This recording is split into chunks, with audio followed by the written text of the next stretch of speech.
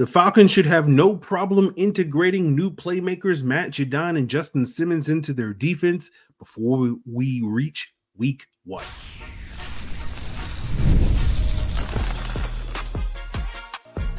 You are Locked On Falcons, your daily Atlanta Falcons podcast. Part of the Locked On Podcast Network, your team every day. Welcome back, everyone, to another illustrious episode of the Locked On Falcons podcast, your daily Atlanta Falcons podcast, part of Locked On Sports Atlanta, your team every day. And today's episode is brought to you by Game Time. Download the Game Time app, create an account, and use code LOCKEDONNFL, and you'll get $20 off your first purchase. Terms apply. So if you don't know me, I'm your very humble host, Aaron Freeman. Been covering the Falcons for 2 decades at FalcFans.com, RIP, formerly at that website. You may know me as Mr. Drew, a.k.a. Sirius Black, a.k.a. Mr. a.k.a. And I think each and every one of you that is an everydayer of this podcast that makes it your first listen or first watch each and every day. And to become an everydayer, all you have to do is subscribe or follow for free on YouTube or wherever you listen to podcasts. So today's episode, we will be joined by ESPN's Marc Raimondi to discuss the Falcons' newest additions in Matt Judon and Justin Simmons. So let's jump into that conversation right now. And it has been a big week for the Falcons, with them adding Matthew Judon and Justin Simmons last week. Both players were introed the other day and had their first practice under their belts. And Mark, now that you've had a few days to kind of let this thing settle in, what are your thoughts on what these two players are going to be potentially bringing to the table here for the Falcons? Well, we kind of know who they are, right? They're Pro Bowl, All-Pro type players they're veterans. They're both in their 30s, so they're not exactly young, hungry up and comers. They're established in who they are, and now kind of the difficulty, the challenge, I guess, is to integrate them into the team, into the defense in just 2 weeks, right? Because we're getting close to week 1. We're going to the last preseason game on Friday at Mercedes-Benz Stadium, and there's going to be like an acceleration process. Now, I think that being that they're both veterans, that will be smoother maybe than if it was they were younger players. But and I think Matthew Judon, we kind of know what he's going to be doing. He's going to be going after the passer, and I know there's going to be it's going to be a little bit more sophisticated than just that, but that's going to be his role.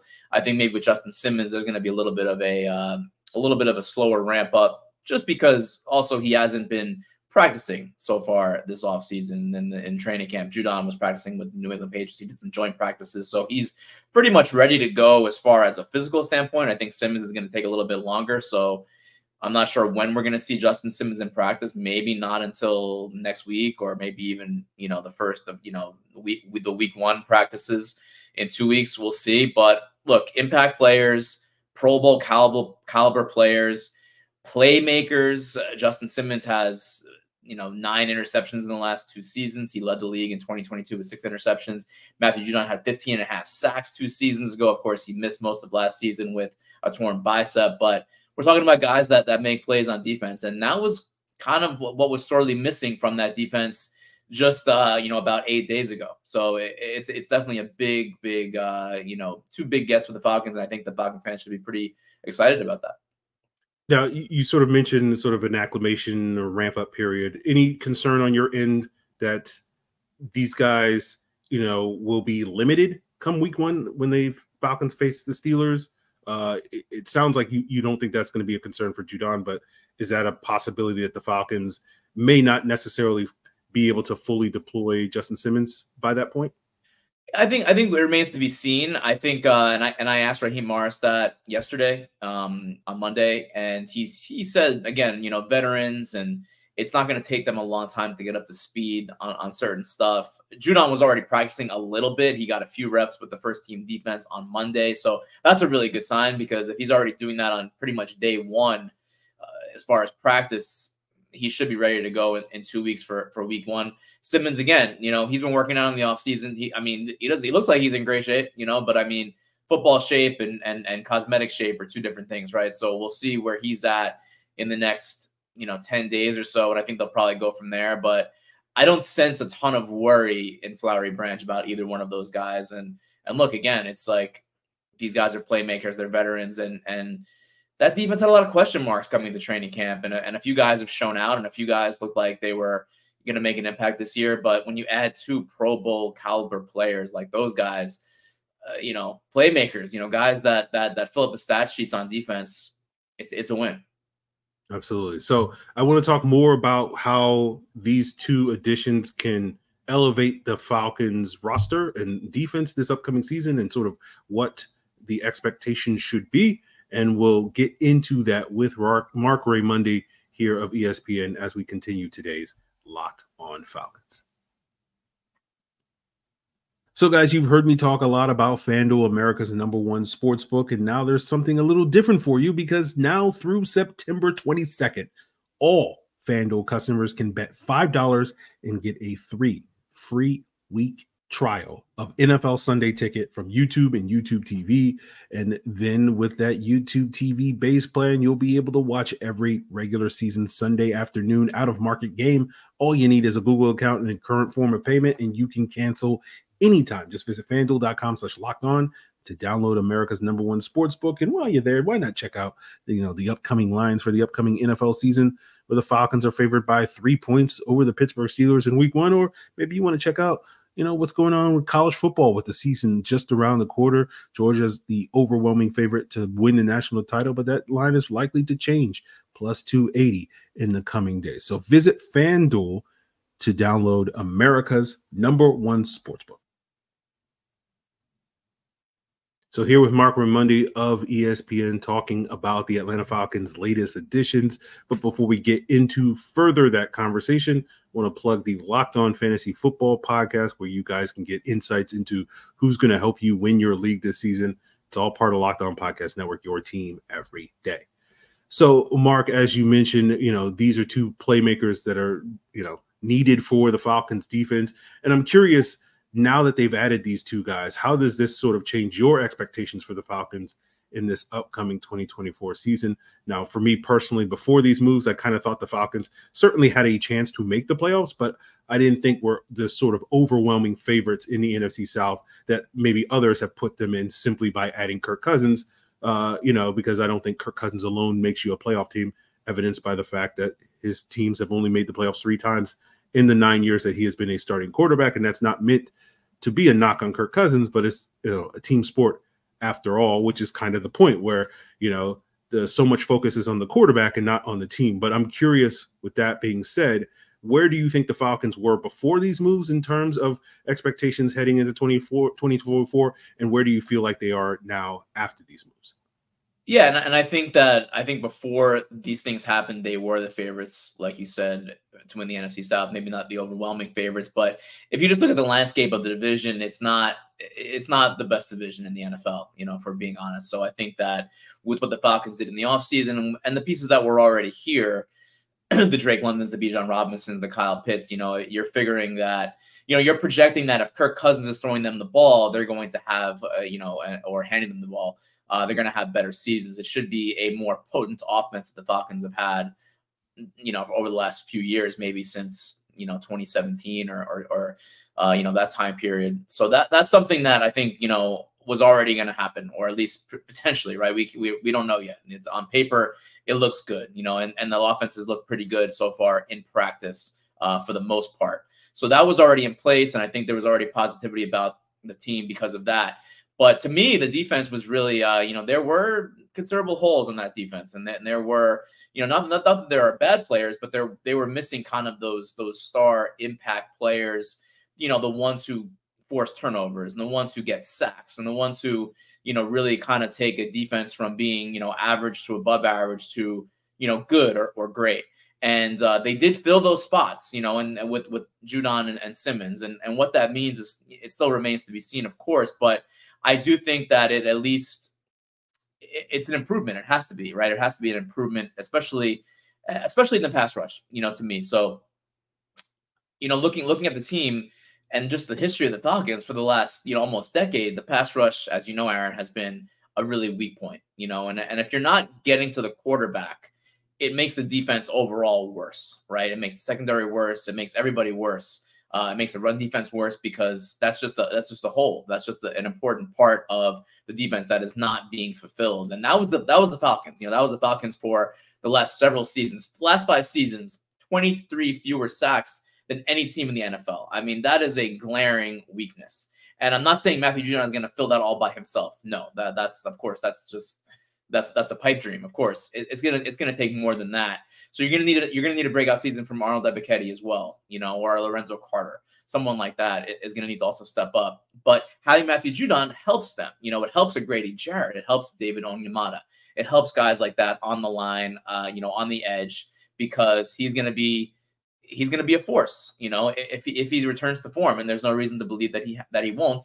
It was a bicep injury last year. It was not a knee injury. It was not a lower body injury that would affect the pass rusher more. So he's gonna get double teamed. It's gonna open up doors for other players on that line or on the edge to excel in a perfect world, right? So that's an improvement there. And then you have Justin Simmons, who I think is a guy that, when you have Justin Simmons and Jesse Bates back there at safety, it makes the entire secondary better, again, on paper, potentially.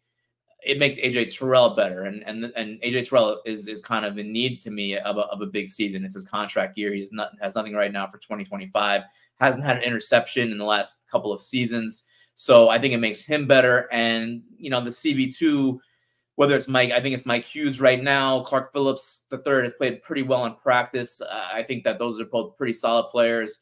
Are they overwhelming players? No, I think Phillips has a chance to break out at age 22, 23. I think he could be a really good player in the NFL moving forward. But Justin Simmons, again, on paper, makes those guys better. So I think that after this move, it takes the team from all right, they're a projected, NFC South betting favorite. Maybe they're a 10-win team. Now maybe they're an 11-win team. I mean, again, at the ceiling, right? Are they going to go win the Super Bowl this year? No one knows for sure. But I think that the playoffs should be an expectation to me if you're a Falcons fan. And I know that's dangerous, right? Because 7-10 the last 3 seasons haven't been a winning season since 2017. That's tough to say. But I think that with what Terry Fontenot and the front office has done and the promises that are being made and the expectations that are being put forth, I think if you're a Falcons fan, it's a disappointing season if you're not in the playoffs in 2024. Yeah, I think that's more than fair. Now, touching a little bit on something that you mentioned in terms of how Judon may help other players around him, particularly someone like Arnold Ebiketie, something I talked about on a video for my Locked On Falcons Insiders breaking down Judon's film in 2023, was talking about how Josh Uche's production last year in the 4 games he played with Matthew Judon was significantly higher than it was in the games after Judon went down with that torn biceps injury after week 4. And I'm curious, talking before and after a little bit with Arnold Ebiketie, who's a player that a lot of people had expectations for heading into the season as a breakout year. I'm curious, where were your thoughts on Arnold Ebiketie based off of what you had seen at camp this up to this point, and sort of what ways do you think, Judon can potentially boost that, this season? I think he's a guy that has a lot of potential, right? You could see flashes. You can see a glimpse of what could be. He has those attributes. He has those traits that could make a great pass rusher. He just has not kind of realized that potential yet. There's a lot of inconsistency. You'll see one practice where he's wreaking havoc, and then, there'll be 2 practices where he doesn't, where he kind of disappears a little bit. And he's been used mostly as a 3rd down pass rusher so far in this Falcons defense, with Lorenzo Carter kind of getting the majority of the snaps on 1st and 2nd down, and James Smith-Williams, who I guess he's playing on the edge, but I think they see him more as a run stuffer than an actual pass rusher. But that's going to vary, and I think Jimmy Lake's defense is going to be there's going to be a lot of different looks, and there's going to be a lot of different people rushing the passer. You've seen in some reps like Caden Ellis is kind of he's blitzing and he's coming after the passer. So I think there's going to be different looks. And again, when you add a guy like Matthew Judon, that makes everyone better. That makes those looks even more potentially potent with the misdirection and the disguises. So I think Ebiketie, to go back to him, a lot of promise. And if you're looking for a breakout year from AK, from Arnold Ebiketie this year, adding Matthew Judon is only going to help. They were rushing together for a few of the snaps that Matthew Judon was in on Monday in practice, and that could be the thing that gets Ebiketie over the hump. If Judon is getting double teamed on one side. AK is coming from the other side, and he could be a guy. And that's just something, again, the Falcons sorely need. They're missing their two top sack guys from last year. Bud Dupree and Calais Campbell are elsewhere, and they were probably going to struggle to fill those roles without a Matthew Judon. And I don't know who was going to be. They were looking for somebody. They were looking for someone, and no one really stepped up a ton in practice and in camp, if we're being honest. But again, Judon, you add him, and it makes everyone better. Now, that last point you made is one of the things I've discussed on this podcast, is that these pickups are potentially more of a reaction to the loss of players like Braylon Trice and DeMarco Hellams due to injuries in that first preseason game. And I'm curious, how much do you sort of weigh those injuries in terms of sort of, I guess, sparking the Falcons to make these moves, as well as what you just mentioned, where so far in camp, maybe someone hadn't quite stepped up in the ways that they wanted in regards to the pass rush, and sort of that also prompted him. So how do you balance those two notions in terms of, fueling the decision to go after these two players?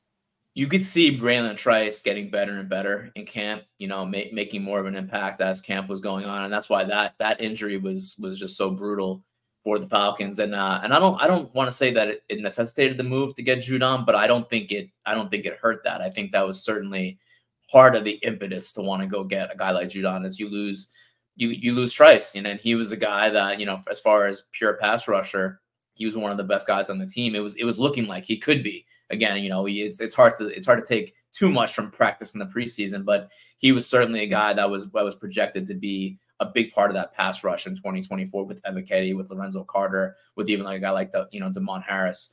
And then DeMarco Hellams is a guy that they really like, and he won the job last year from Richie Grant, and he was in the running again. It looked like Richie Grant was probably going to get the starting spot over him, but he was going to be a part of the defense. There was no doubt he was definitely going to be a key player who was going to play a good amount, and probably in a rotation with Jesse Bates and with Grant. And we don't know when we're going to get DeMarco Hellams back, if you're the Falcons. So that remains to be seen, but it sounds like it's going to be a while.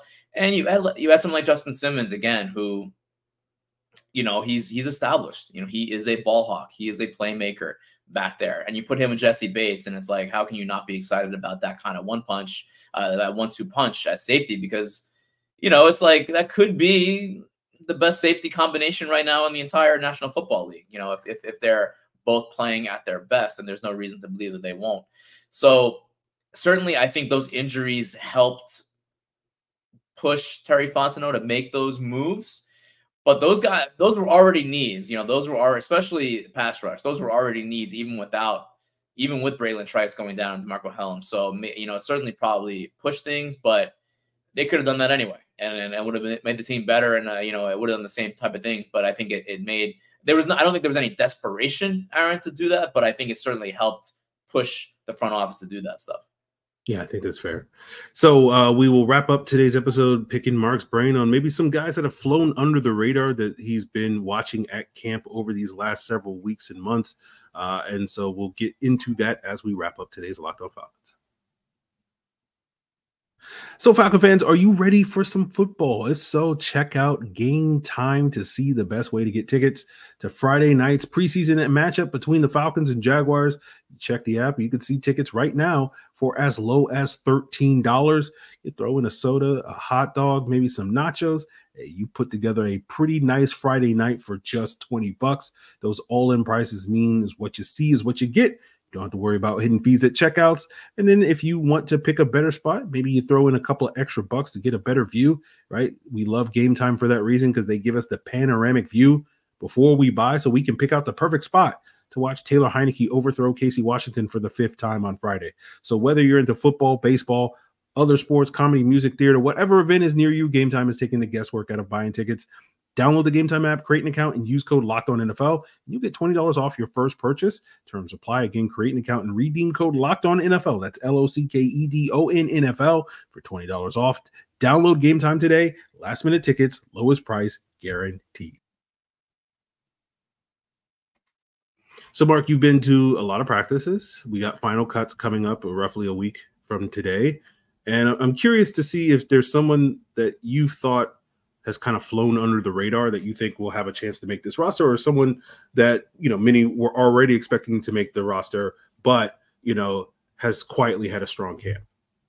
I think that the Falcons are going to have a really difficult decision at cornerback in the secondary. And I think there's a lot of players, especially ones who maybe people did not expect to make the team, have had pretty good camps. So I'm talking about guys like Natron Brooks, and I'm talking about guys like Anthony Johnson, and I'm talking about guys like Kevin King and Antonio Hamilton Sr. Those guys have played pretty darn well for the large part, against the first team offense. And Antonio Hamilton Sr. had a nice interception in practice of Kirk Cousins on Monday. He's played well in the preseason. Kevin King has played really well. He had an interception in the preseason. So I think it's going to be really, really difficult when it comes to cut day. When we're a week out, which is crazy. that we're at this point right now. But all those guys have played well. You saw Natron Brooks; he played so well in that preseason game last week against Baltimore. I mean, how do you not get that guy? How do you not find a place for that guy on your roster, even if it's just on special teams? So I think that's going to be a really difficult decision for the team to make. I really feel like Kevin King is going to make the team. I just think that, he has that history with Jerry Gray, and I think, he's played real well. He's a veteran. He's also someone that, Justin Simmons shouted out in his introductory press conference on Monday as a veteran, who's smart and who knows the game. I saw them talking on the sidelines for a good amount of time. I feel like he's a guy that's going to make it, but then who do you leave off? Who do you leave off? And that's where it gets difficult. So there's a lot of guys. It's going to be the last, and I saw your tweet a few days ago. I think those last 4 to 6 spots are not going to be easy to fill. And I've been looking at that 53-man, now for about a week, and I've been pouring over it, and I'm putting guys in and I'm taking guys off, and ESPN is going to ask us to project that, for early next week, and that's not going to be easy, man. Like I'm going through it, pouring over that thing. But I think especially in the secondary, that's going to be hard because a lot of guys have played well there. Yeah, I was thinking about this earlier today because DeMarco Hellams probably is destined for the short-term IR. You think that's a fair, accurate statement? And I know in the past, like, you can't put that player on the IR until after final cuts are made. And I know a couple of years ago, the Falcons made a surprise cut for those final cuts, cutting their long snapper, Josh Harris, just so they could I'm trying to remember who the player was.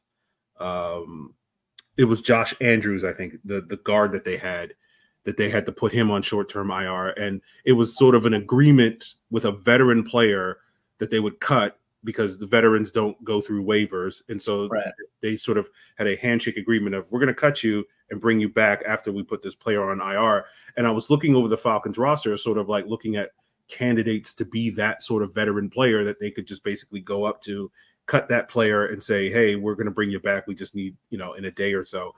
And Kevin King was one of those players that I think perfectly fits that. Eddie Goldman's another one of those guys. And I'm just curious, from your perspective, could we see someone like Kevin King get cut initially, but that's not necessarily the end of his time in Atlanta? What are your thoughts on that? Yeah, I think you're right on. I think you're spot on. And especially, like I mentioned, that relationship with Jerry Gray, those guys are very close. And even a guy like Eddie Goldman, you mentioned, he has that relationship in Chicago with Jay Rodgers, the line coach. So those guys are candidates for that. And I certainly think that's a possibility, depending on, we don't know a whole lot about how long Hellams is going to be out. They've been kind of vague, a significant amount of time. What does that mean? Does that mean, week 4? Does that mean, week 12? We don't really know. So that'll remain to be seen. But certainly I think that someone like that could be a candidate. And those are guys that you want, I think, on your roster as veterans. And, it is a young roster in some spots. So yeah, I certainly like the way that you're thinking there. I think that could be definitely a possibility.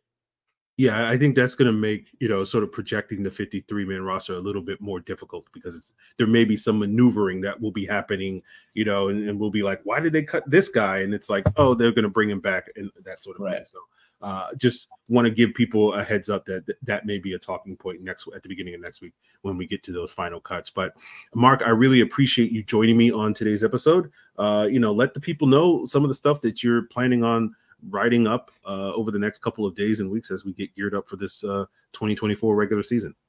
Yeah, as I mentioned, doing that 53-man projection for next week. That's not going to be it's not a fun project to do because it's people's livelihoods, right? It's like you get cut and it's tough, it's tough, but that's just the NFL, right? That's just the way it is. It's not for the faint of heart at times as far as that stuff goes. So that, and then just everything else, I'll be at practice on Wednesday. They're going to be doing a scrimmage, like a mock game, even with a halftime, apparently, Raheem Morris said. So that'll be interesting to see how they do that and, who stands out in that, because we're talking about projections, but there's still practices to go. There's still a preseason game and other guys can step up or other people might not play well. So it might even be a little bit premature to be talking about that type of stuff. But of course, that's what we do. But yeah, and just everything else. This is my first season covering the Falcons. This is my first season covering the NFL in quite some time. And I'm just extremely excited. And I'm grateful, that people like you have had me on because I want to do my best to serve the fan base. And it's I've really enjoyed training camp. I've really enjoyed being out there. Maybe not the heat so much in Atlanta, Aaron, but I've enjoyed being out there covering the team and watching everyone, watching things develop and watching players get better. I love that stuff. I love chronicling that stuff, and I look forward to that throughout the season and hopefully many more seasons beyond 2024 as well. Yeah, I'm looking forward to you covering the team. As good a guy as Mike Rothstein was.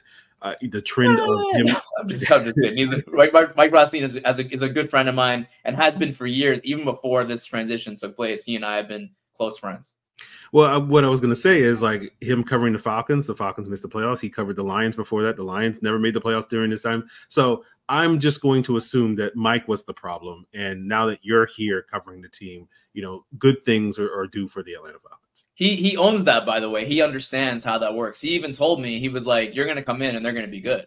So yeah, he understands that. And he's been sending me texts, like, when they got Judon, he sent me a text like, okay, this is interesting. This is interesting. And so, yeah, so we'll see how it goes. And I think it's going to be a fun season. I'm excited that football is here. I'm excited to be covering football, as an individual. And I think Falcons fans should be pretty juiced for 2024. Of course, I know that you all have been like that before and things haven't always worked out. That's how it goes. I understand that as a New York Mets fan. I understand that very well. So I can empathize with you all down here in Atlanta. Well, I don't know if you should have admitted that one, Marc, because there's a lot of Braves people that watch this show and you probably just went down a notch in there. That's okay. What can you really say? The Braves tormented my entire childhood. What do you want? What do you want me to do? Chipper Jones named his son Shea. How do I even respond to that? Come on. I have nightmares about those teams in the 90s and 2000s. Well, okay. Well, all right. We'll see. We'll see. But Marc, really appreciate you joining me on today's episode and talking about the Falcons, and look forward to future conversations when actual football is being played later this year. Can't wait. Anytime. So, guys, that's going to do it for us here on today's Locked On Falcons. Of course, appreciate Marc Raimondi for joining us. We'll have some extra content as your first listens later this week, starting tomorrow, Wednesday and Thursday. Extra episodes of Locked On Falcons. On Wednesday will be the first of 2 parts series finale of the Falcons historian player shootout on Matt Ryan, where Corey Woodruff and Will McFadden will be going head-to-head in that championship matchup to answer trivia questions about the Falcons' legendary quarterback. Part 1 will drop on Wednesday afternoon on both YouTube and your audio feeds. Part 2 on Thursday afternoon on both. And then Wednesday night on YouTube, we should be joined by Cody Alexander of MatchQuarters.com, who will make his triumphant return to the podcast to discuss the potential impact of adding Judon and Simmons and whatever sort of scheme changes that it could lead to and all that sort of thing. And then, of course, probably Thursday night here on YouTube or Friday morning on your audio feeds. It'll probably be Jarvis Davis of Locked On Sports Atlanta, and we'll just get up to our usual end of week shenanigans and try to find something for you guys to focus on Friday night when you sit down and watch the Falcons and Jaguars preseason game. So that's in store for you for the next couple of days as your first listen. Continue to check out Locked On Falcons by subscribing or following for free on YouTube or wherever you listen to podcasts. And for your second listen, make sure you check out Locked On Fantasy Football, Locked On Sports Atlanta. It's all part of Locked On Podcast Network, your team every day.